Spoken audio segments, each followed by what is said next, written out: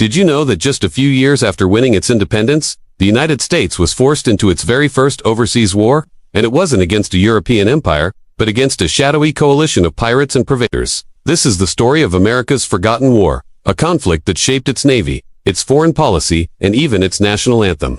For centuries, the Barbary states of North Africa, Algiers, Tunis, Tripoli, and Morocco had terrorized the Mediterranean. Their corsairs, often called Barbary pirates, would seize merchant ships, enslave their crews, and demand massive ransoms from European nations. Before 1776, American ships were protected by the British Royal Navy, but after independence, they were on their own. Suddenly, American sailors and cargo were fair game. Imagine being a merchant sailor in the late 1700s. You've just survived a perilous Atlantic crossing, only to be swarmed by swift, heavily armed corsair ships off the coast of Africa. You're captured, your ship is taken, and you re-dragged off to a foreign land to be sold into slavery or held for a crippling ransom. This was the terrifying reality for hundreds of Americans.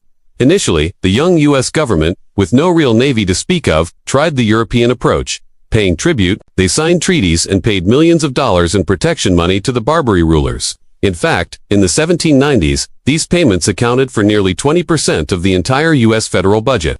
It was a humiliating and unsustainable situation. Men like Thomas Jefferson and John Adams, who were then serving as diplomats in Europe, were outraged. Adams reluctantly favored paying, seeing it as the cheaper option, but Jefferson argued for a military solution. He believed that building a navy and fighting back was the only way to earn respect and secure true freedom on the seas. The final straw came in 1801. The Pasha of Tripoli, feeling he wasn't getting a big enough slice of the tribute pie, demanded an immediate payment of $225,000 from the newly inaugurated president, Thomas Jefferson.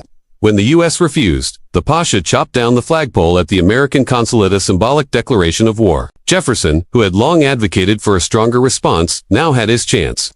He sent a squadron of American warships to the Mediterranean, and the First Barbary War began. This was a huge gamble. The U.S. Navy was tiny, brand new, and untested. They were sending a small fleet thousands of miles from home to fight in hostile waters against battle-hardened corsairs who knew the coastline like the back of their hands. The early years of the war were tough. The American blockade of Tripoli was difficult to maintain, and the U.S. suffered a major disaster in 1803 when one of its most powerful frigates, the USS Philadelphia, ran aground in Tripoli's harbor. The ship and its entire crew of over 300 sailors were captured. This was a catastrophic blow. The Pasha now had a powerful warship and hundreds of American hostages. The situation looked bleak, but it was this disaster that led to one of the most daring and legendary exploits in U.S. naval history. A young, determined naval officer named Stephen Decatur volunteered for a seemingly suicidal mission. His plan: sneak into the heavily fortified Tripoli harbor at night, board the captured Philadelphia, and burn it to the waterline so the pirates couldn't use it. In February 1804, Decatur and a small group of volunteers disguised themselves. Sailing into the harbor in a captured local boat they renamed the Intrepid. Under the cover of darkness, they managed to pull alongside the Philadelphia swarm aboard and overwhelmed the pirate guards. They planted explosives and set the ship ablaze. As flames engulfed the frigate, lighting up the harbor, Decatur and his men made a frantic escape under heavy cannon fire from the shore batteries. Miraculously, they all made it out with only one minor injury. When news of this raid reached Europe, the British Admiral Lord Nelson himself called it the most bold and daring act of the age. Decatur became an instant national hero. But even with this victory, the war dragged on. The key to breaking the stalemate wasn't going to be at sea, but on land. This is where another larger-than-life American figure enters the story: William Eaton. Eaton was a former Army captain and the American consul to Tunis. He had a wild, almost insane idea. He proposed to find the Pasha of Tripoli's estranged older brother, Hamid Karamanli, who had been deposed, and lead a land army to overthrow the Pasha and install Hamid as the new ruler. Eaton traveled to Egypt, found Hamid, and assembled one of the most motley crews in military history. His force consisted of just 8 U.S. Marines, a handful of Greek mercenaries, and several hundred Arab and Turkish fighters. This ragtag army then embarked on an incredible 500-mile march across the unforgiving Libyan desert to attack the city of Derna, Tripoli's second most important city.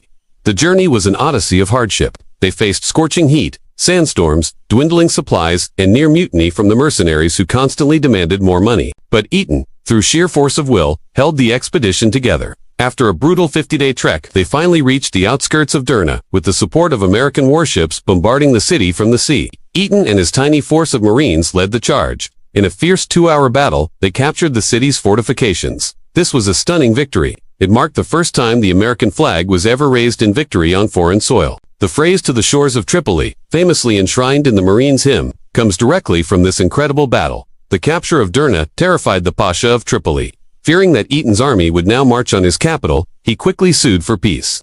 A treaty was signed in 1805, ending the First Barbary War. The U.S. paid a final ransom for the remaining prisoners from the Philadelphia, but the humiliating annual tributes were over. The war had a profound impact on the United States. It forced the young nation to build a professional navy and project power across the globe. It established the U.S. Marine Corps reputation as an elite fighting force, and it gave the country a new sense of national pride and confidence on the world stage. Though a second, shorter Barbary War would be fought a decade later to end the piracy problem for good. It was this first conflict that truly announced America's arrival. It was a declaration that the United States would not be pushed around and would fight to protect its citizens and its interests, wherever they might be. So the next time you hear the Marines hymn, remember the incredible story behind those words. The march across the desert, the daring naval raid, and the forgotten war that helped forge the identity of a nation. It's a crucial chapter of American history that deserves to be remembered. Thanks for watching, and if you found this story interesting, be sure to like this video and subscribe to our channel for more hidden histories. See you next time.